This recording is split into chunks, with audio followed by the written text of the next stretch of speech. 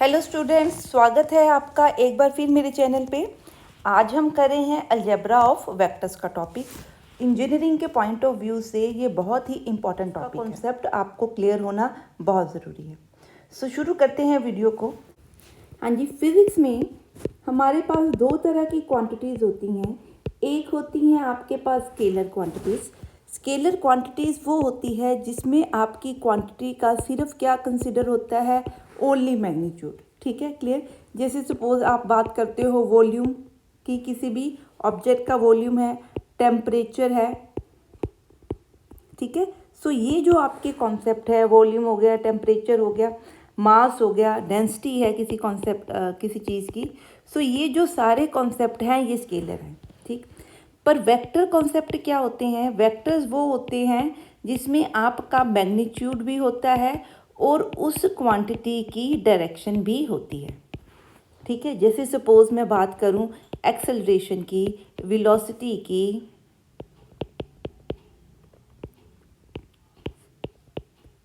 ठीक है, किसी चीज़ के मोमेंटम की। सो ये सारी चीज़ें क्या हैं? आपकी वेक्टर क्वांटिटीज हैं।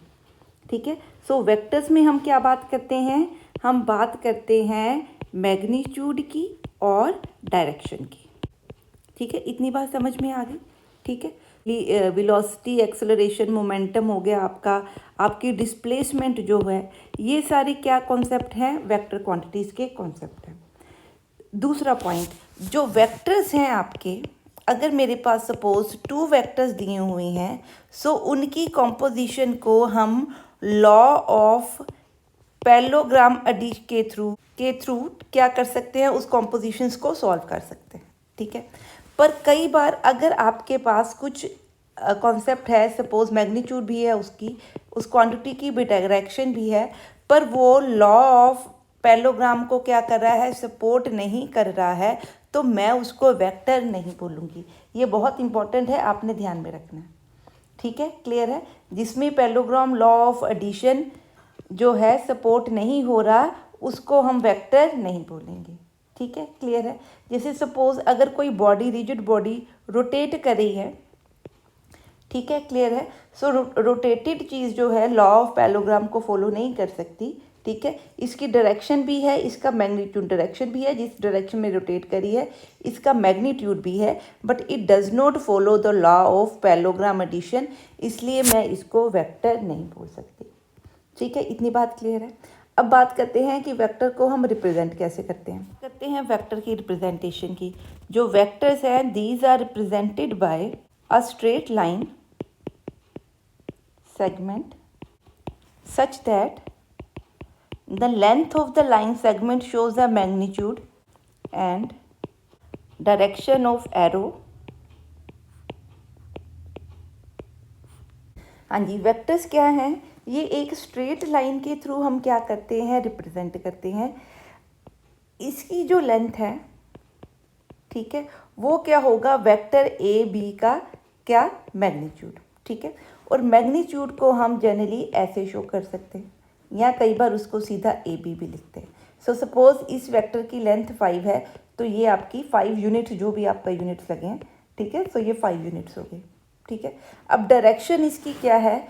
सो जो इसके ऊपर वेक्टर में एरो का होना बहुत ज़रूरी है। सो एरो जिस डायरेक्शन की तरफ जा रहा है वो आपकी क्या है? डायरेक्शन। तो ये आपकी डायरेक्शन इस केस में क्या है? ए टू बी। ठीक है, और अगर एरो इस तरफ होता तो डायरेक्शन क्या होती? बी टू ए। ठीक है, इतनी बात समझ में आ गई। सो कहीं पे भी आपको इस तरह से कुछ नज़र आ जाए, इस तरह से लिखा आ जाए, तो ये आपके क्या होंगे? वेक्टर्स होंगे। ठीक है, सो वेक्टर की डायरेक्शन की बात करते हैं और वेक्टर के मैग्नीट्यूड की बात करें। ठीक है, अब जो डायरेक्शन है वो पॉजिटिव नेगेटिव हो सकती है, पर जो उसका मैग्नीट्यूड है वो हमेशा क्या होगा? पॉजिटिव। ये याद रखना है। सो मैग्नीट्यूड जो भी आपके वेक्टर का, वो हमेशा क्या होगा? Positive number. हाँ जी, क्लियर है ये बात। अब हम बात करते हैं कि हर वेक्टर की कुछ करेक्टरिस्टिक्स होती हैं, तो वो डिस्कस करते हैं वो 3 करेक्टरिस्टिक्स। हाँ जी, अब किसी भी वेक्टर से रिलेटेड मेन जो की फीचर्स हैं वो 3 हैं। सो पहला आपका की फीचर क्या है? Length of the vector. ठीक है, so length of the vector क्या है? अगर पी क्यू आपका कोई वेक्टर है तो उसकी लेंथ को हम मॉड से या अकेला पी क्यू उसके ऊपर वेक्टर का साइन ना डालो तो उससे आप उसकी लेंथ को क्या करते हो, मेजर, ठीक है, या इंडिकेट करते हो। अब सपोर्ट क्या है, सपोज अगर आपका कोई वेक्टर है पी क्यू, ठीक है, ये उस वेक्टर की लेंथ है। अगर ये आपका लाइन सेगमेंट आगे कंटिन्यू हो रहा है सो पूरा ये आपका लाइन सेगमेंट जो इनडेफिनेट लेंथ का है, ठीक है, उसको हम क्या बोलते हैं, support of the vector. Means P Q जिस लाइन का लाइन सेगमेंट है, जिस लाइन में से लिया गया लाइन सेगमेंट है, उस लाइन को हम क्या बोलते हैं, सपोर्ट। ठीक है, क्लियर है। अब बात करते हैं सेंस की। सेंस क्या है, अगर मैंने वेक्टर बनाया है पी की, ठीक है, सो इसका मतलब जो वेक्टर का पहला पॉइंट है वो उसका इनिशियल पॉइंट होता है हमेशा, और जो सेकंड पॉइंट है वो टर्मिनल होता है। मींस आपकी डायरेक्शन कैसे डिफाइन होगी, पी टू क्यू, इसी को सेंस बोलते हैं। ठीक है, हम यू कांट से कि आप वेक्टर इस तरह से बना रहे हो, ठीक है, और लिख इसको क्यू पी रहे हो। सो क्यू पी का मतलब क्यू आपका इनिशियल है, पी आपका टर्मिनल है, जबकि डायग्राम के हिसाब से पी से आपका एरो शुरू हो रहा है, कहाँ जा रहा है, ख़त्म कहाँ पे हो रहा है, क्यू पे। सो टर्मिनल क्या है, क्यू। सो ये कौन सा पॉइंट बनेगा, ये आपका इनिशियल, ये आपका टर्मिनल, तो वेक्टर है पी क्यू। ठीक है, अगर सपोज इस तरह से कोई वेक्टर हो तो इसको कैसे रिप्रेजेंट करेंगे, आर से शुरू हो रहा है, कहाँ जा रहा है, टी पे, सो आर टू टी, इसको हम बोलते हैं टिप। जो टर्मिनल है उसको क्या बोलते हैं, tip. So this is called sense, sense is the direction. ठीक है जी, क्लियर है। हाँ जी, अब पढ़ते हैं कि अगर सपोज मेरे पास दो वेक्टर्स जो इक्वल हैं तो वो कब इक्वल मैं बोलूँगी। पहली तो चीज़, अगर इक्वल हैं तो उनका मैग्नीट्यूड क्या होना चाहिए, इक्वल। सो इक्वल वेक्टर्स में सपोज मैं कहती हूँ ए एक वेक्टर है और एक बी वेक्टर है, ठीक है। सो अगर ये इक्वल हैं तो इनके मैग्नीट्यूड क्या होने चाहिए, सेम होने चाहिए। सेकंड पॉइंट, ये दोनों वेक्टर या तो एक ही सपोर्ट के ऊपर हों, मतलब एक ही लाइन के ये दो वेक्टर्स हों, ठीक है, या जो वो लाइंस हैं जिनके ये वेक्टर बन रहे हैं वो लाइंस आपस में क्या होनी चाहिए, वो सपोर्ट आपस में क्या होनी चाहिए, पैरेलल। ठीक है, मेरी बात समझ में आ रही है। और थर्ड पॉइंट क्या है, इन दोनों की जो सेंस है, सेंस मतलब इनकी जो डायरेक्शन है, ठीक है, बी सी नहीं है, ए एंड बी, ठीक है।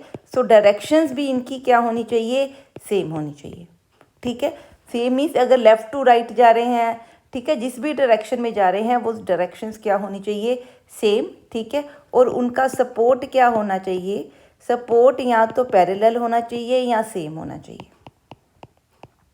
ठीक है, तो दो वेक्टर्स को हम क्या बोलते हैं, इक्वल वेक्टर्स। हाँ जी, अब पढ़ते हैं टाइप्स ऑफ वेक्टर्स। हाँ जी, बात करते हैं पहले ज़ीरो वेक्टर की और नल वेक्टर की। पहले तो देखें, ज़ीरो वेक्टर और नल वेक्टर को इस तरह से रिप्रेजेंट किया जाता है। अब हमने पढ़ा कि वेक्टर कुछ इस तरह से होता है, वेक्टर की लेंथ होती है। सो ज़ीरो वेक्टर क्या है, जिसमें लेंथ क्या होगी, ज़ीरो। ठीक है, सो ज़ीरो वेक्टर की लेंथ क्या है, ज़ीरो। इट मीन्स जिस पॉइंट से वेक्टर शुरू हुआ वहीं पे ख़त्म हो गया। सो ये जो पॉइंट है ना, यही आपका क्या है, ज़ीरो वेक्टर। ठीक है, क्लियर। अगर मैं इसका सपोर्ट देखूं तो किसी भी लाइन से ये गुजर सकता है, ठीक है, तो कितने कोई भी लाइन का ये क्या बन सकता है, पार्ट बन सकता है। ठीक है, so any line can be support of this. ठीक है, zero factor is just a point and that point can be in any line. So any line can be support of this, और इसका magnitude क्या होगा, zero, और इसकी direction क्या होगी, नॉट डिफाइंड। ठीक है, क्योंकि कोई भी लाइन इसकी सपोर्ट बन सकती है, सो हम इसकी डायरेक्शन किस डायरेक्शन में है आप पॉइंट से ये पता नहीं लगा सकते हो, तो इसकी डायरेक्शन क्या होगी, नॉट डिफाइंड। ठीक है, इसके अलावा ये आपका क्या है, एक तरह का स्पेशल काइंड ऑफ वेक्टर होता है। इसके अलावा जो बाकी के वेक्टर्स हैं उनको परफेक्ट वेक्टर कहते हैं, क्योंकि उसमें डायरेक्शन भी डिफाइंड होती है, मैग्नीट्यूड भी होता है और सिंगल सपोर्ट होता है। ठीक है जी, क्लियर है। अब बात करते हैं यूनिट वेक्टर की। वो वेक्टर जिसकी लेंथ क्या है, 1।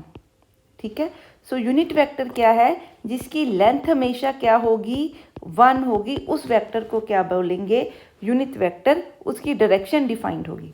सो यूनिट वेक्टर एक्चुअली क्या है, क्योंकि 1 की वैल्यू है, सो जनरली ये रिप्रेजेंट करने के लिए होता है डायरेक्शन। ठीक है, समझ में आ रही है। और जनरली यूनिट वेक्टर को इस तरह से हम शो करते हैं। ठीक है, सो कैप डालते हैं यूनिट वेक्टर के ऊपर और एरो डालते हैं यूनिट के अलावा कोई वेक्टर हो। तो ये चीज़ आपने याद रखनी है। सो ए कितना होगा 1, या इसको इस तरह से लेंगे वेक्टर का मॉड इज इक्वल टू 1। ठीक है जी, क्लियर है। अब बात करते हैं नेक्स्ट टाइप्स की। लाइक वेक्टर्स क्या होते हैं? जिन वेक्टर्स की जो सेंस ऑफ डायरेक्शन है सेम हो। ठीक है, सो उनको हम क्या बोलते हैं? Like vectors. और जिनकी सेंस ऑफ डायरेक्शन ऑपोजिट होती है, जैसे सपोज मैं ये ले लेती हूँ, सो ये आपस में क्या है? अनलाइक, ये अनलाइक है। ठीक है, और ये दोनों क्या हैं? Like vectors. ठीक है, सो ऑपोजिट अगर सेंस ऑफ डायरेक्शन है तो वो कौन से वेक्टर्स होंगे? Unlike vectors. ठीक है, आगे है कोलिनियर और पैरेलल वेक्टर्स। दो वेक्टर्स अगर एक ही सपोर्ट लाइन के ऊपर क्या है? डिफाइंड है। ठीक है, तो भी हम उसको क्या बोलेंगे? Collinear vectors. अगर वो दो पैरेलल सपोर्ट्स के ऊपर डिफाइंड है तो भी हम उनको क्या बोलेंगे? कोलिनियर या पैरेलल वेक्टर्स। एक्चुअली होता क्या है, वेक्टर को आप एक जगह से दूसरी जगह पे उठा के ला सकते हो। ठीक है, तो ए भी यहाँ पे भी आ सकता है। सो इसलिए इनको पैरेलल या कोलिनियर वेक्टर्स दोनों में से कुछ भी बोल सकते हैं। ठीक है, केस कौन सा है?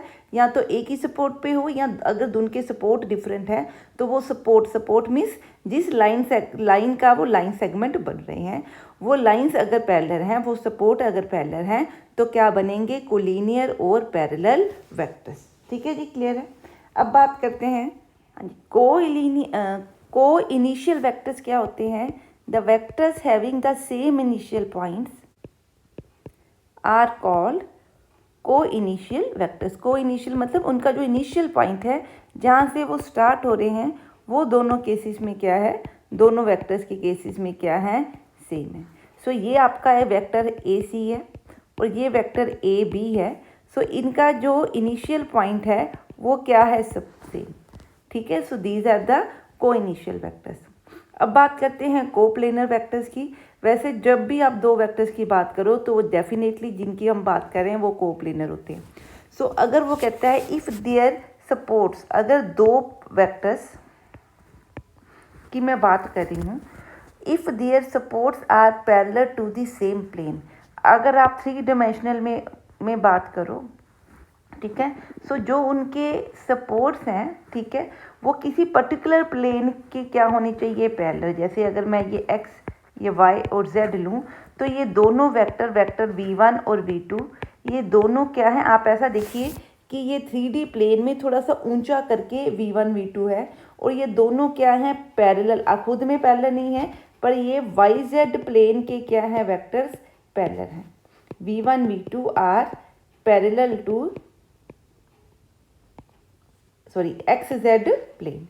ठीक है, सो ऐसे वेक्टर्स को हम क्या बोलते हैं? कोप्लेनर। सपोज यहाँ पे कोई दो वेक्टर्स दिए, ये ठीक है, ये थोड़ा सा ऐसे देखिए कि जैसे ये आपका प्लेन है। ठीक है, सो ये यहाँ तो इसके ऊपर कंसाइड कर रहे हैं प्लेन पे, या प्लेन से थोड़ा सा ऊंचा करके डिफाइंड है। तो ये आपके क्या है? ये दोनों वेक्टर्स क्या हैं? इस प्लेन के क्या है? पैरेलल। ठीक है, so these are the coplanar vectors. ठीक है जी, क्लियर है। हाँ जी, अब बात करते हैं को टर्मिनस वेक्टर्स की। जैसे हमने को इनिशियल वेक्टर्स किए जहाँ पे इनिशियल पॉइंट दोनों वेक्टर्स का क्या है? सेम। सो को टर्मिनस क्या है? वो वेक्टर्स जिनका जो एंड पॉइंट है, जो टर्मिनल पॉइंट है, वो दोनों का क्या आ रहा है? सेम आ रहा है। ठीक है, जैसे ए बी वेक्टर का और सी बी वेक्टर का जो टर्मिनल पॉइंट है वो क्या है बच्चे? सेम।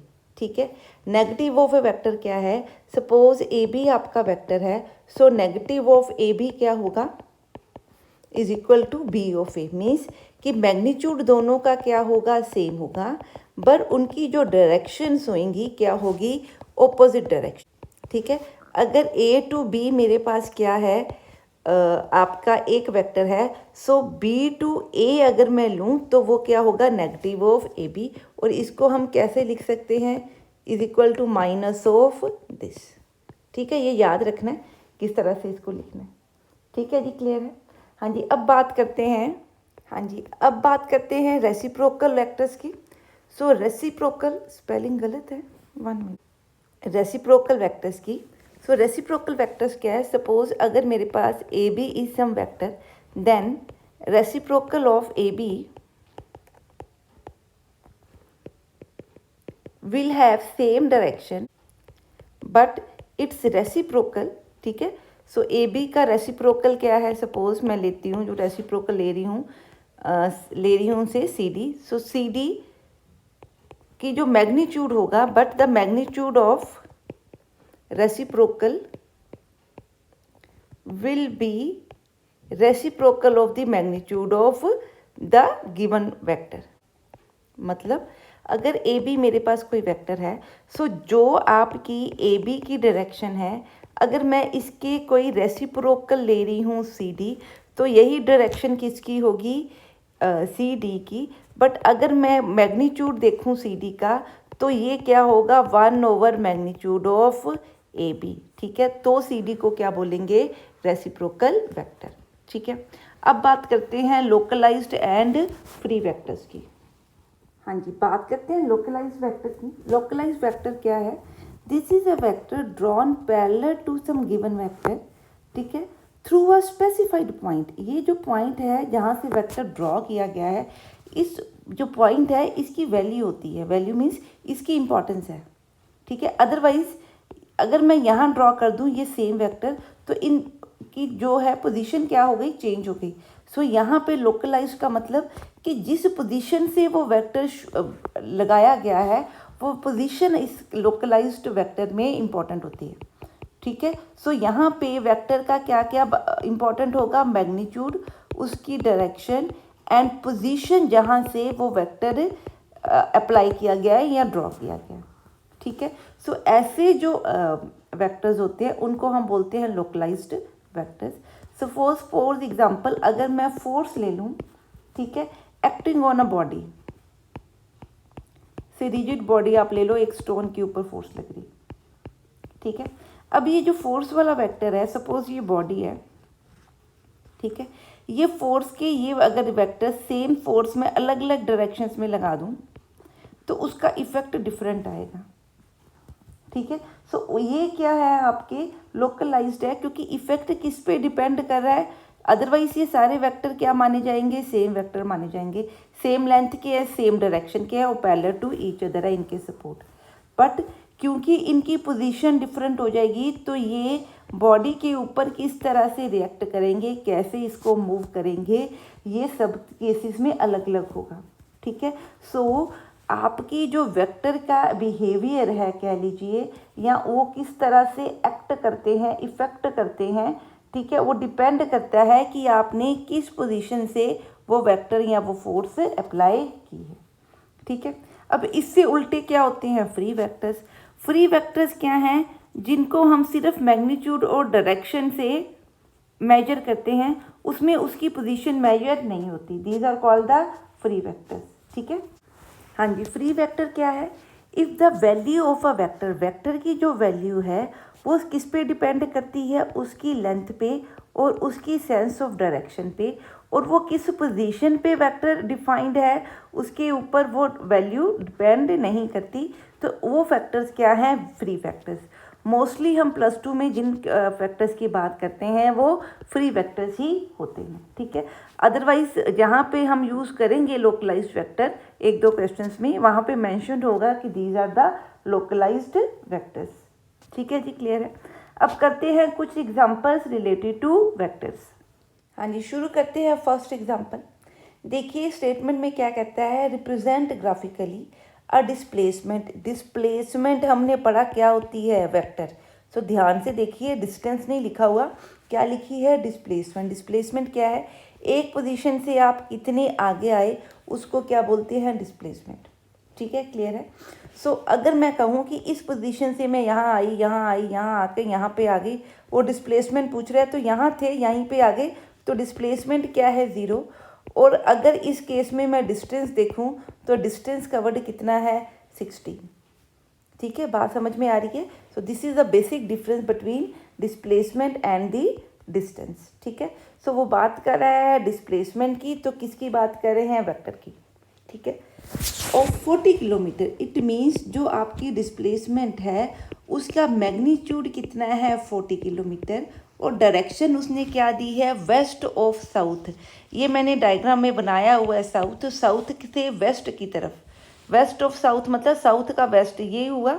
ठीक है, इसका मतलब मैं क्या कर रही हूँ, 30 डिग्री यहाँ से एंगल बना रही हूँ किसका, टुवर्ड्स द वेस्ट, और ये साइज़ जो मैं ले रही हूँ O2P, ये आपका क्या है, 40 किलोमीटर।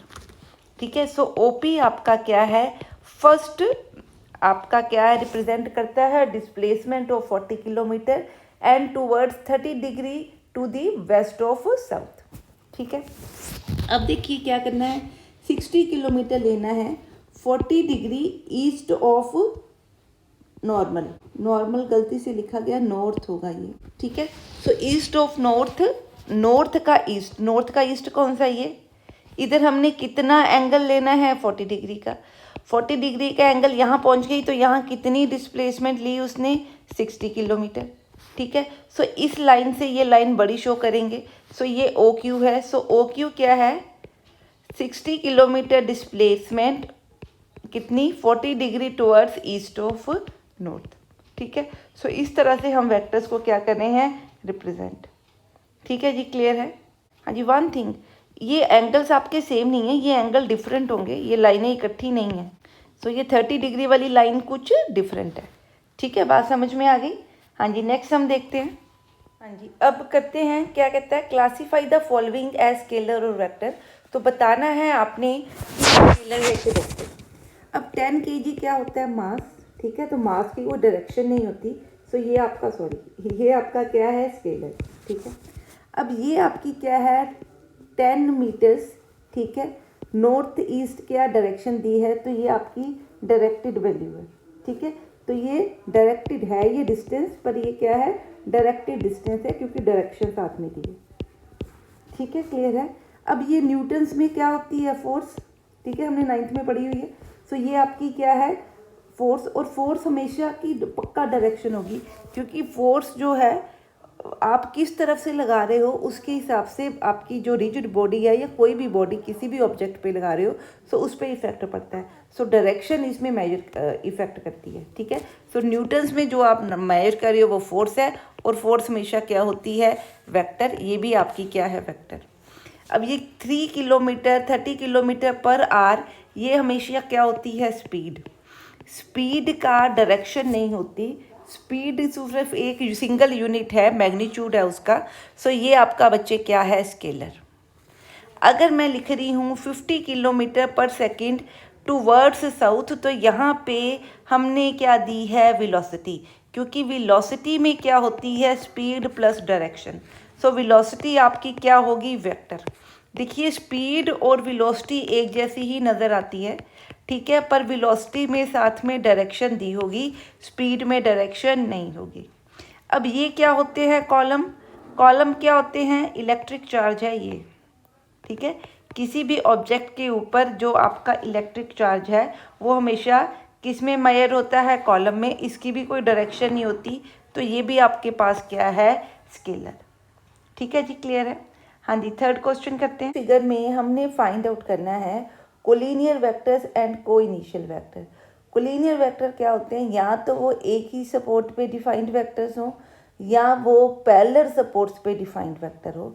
सो आप देखिए, CD, ये आपका AB, ये CD और BE, चाहे इनकी डायरेक्शंस क्या हैं, डिफरेंट है, तो मैं इक्वालिटी ऑफ वेक्टर्स की बात नहीं करी। सो कोलिनियर में इन दोनों तीनों जो वेक्टर्स हैं, इनकी जो सपोर्ट वेक्टर है वो हमेशा क्या है, या तो सेम या क्या है, पैरेलल। सो कोलिनियर वेक्टर क्या हो गए, CD, और AB आपका कोलिनियर वेक्टर नहीं है, वेक्टर शुरू हो रहा है B to A, और तीसरा वेक्टर क्या है, B to E।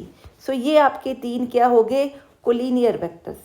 अब को इनिशियल वेक्टर्स क्या हैं, जो इकट्ठा ही शुरू हो रहे हैं। ठीक है, सो को इनिशियल क्या हैं, ये वाले वेक्टर्स कौन कौन से, BA BC, हमेशा वेक्टर शुरू करना है इनिशियल से और लास्ट लिखना है उसका टर्मिनल।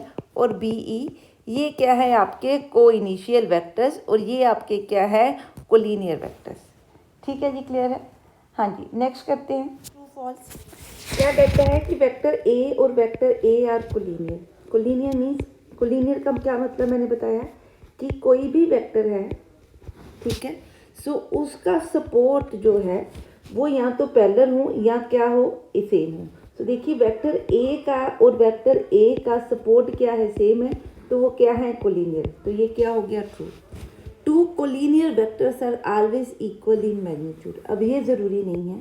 सपोज एक मेरा वेक्टर ये है A to B और एक वेक्टर मेरे पास है से C to D, ठीक है, क्योंकि इनके सपोर्ट क्या है पैरेलल है, तो आपके क्या कह सकते हैं कि वेक्टर AB और CD क्या है कोलिनियर है, पर इनका मैग्नीट्यूड क्या है डिफरेंट है।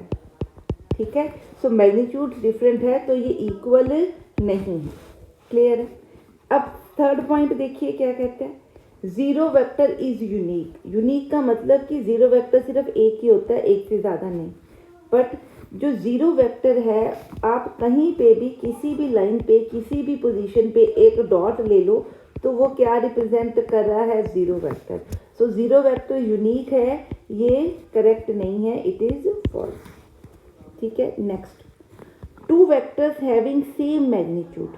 अगर दो वेक्टर्स का जो मैग्नीट्यूड है वो सेम है, so these are the collinear क्या होंगे वेक्टर्स। तो ये भी ट्रू नहीं है। क्यों? सपोज मेरे पास एक वेक्टर ए बी है, जो इसका वेक्टर का मैग्नीट्यूड है वही मैं मान लेती हूँ ए सी का क्या है मैग्नीट्यूड है। अब यहाँ पे ये दोनों वेक्टर्स कोलिनियर नहीं है। क्यों? क्योंकि इनकी सपोर्ट्स क्या है, नॉन पैरेलल है। ठीक है, सो इनकी सपोर्ट्स क्या है, नॉन पैरेलल है, तो ये कोलिनियर नहीं है। ठीक है, पर इनका मैग्नीट्यूड सेम है, तो ये कंडीशन भी क्या है, फॉल्स। हाँ जी, लास्ट देखें क्या कहता है, two collinear vectors having the same magnitude. Suppose मेरे पास एक वेक्टर इस तरफ है A to B और एक वेक्टर इस तरफ है से C to D। डायरेक्शंस उनकी क्या है, ऑपोजिट है। सो कोलिनियर है क्योंकि इन दोनों की जो सपोर्टिंग लाइंस हैं वो क्या है, पैरेलल है। So CD and AB are collinear. ठीक है, बट इसका मैग्नीट्यूड भी इन दोनों के सेम है, बट जो डायरेक्शन है AB की, ठीक है, वो क्या है, ऑपोजिट ऑफ CD।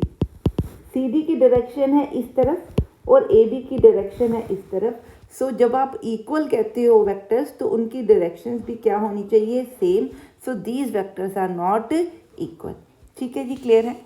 हाँ जी, इस वीडियो में बस इतना ही। नेक्स्ट लेके आएंगे वेक्टर्स के अदर कॉन्सेप्ट्स। सो मिलते हैं नेक्स्ट वीडियो में। Till then stay safe and have a nice day. हाँ जी, अगर मेरी वीडियोस आपको पसंद आ रही हैं तो प्लीज़ इन वीडियोस को लाइक करें, चैनल को सब्सक्राइब करें और चैनल को अपने फ्रेंड्स के साथ शेयर करें। सो मिलते हैं नेक्स्ट वीडियो में और लेके आएंगे वेक्टर्स के नए concept. So till then stay safe, study hard and have a nice day.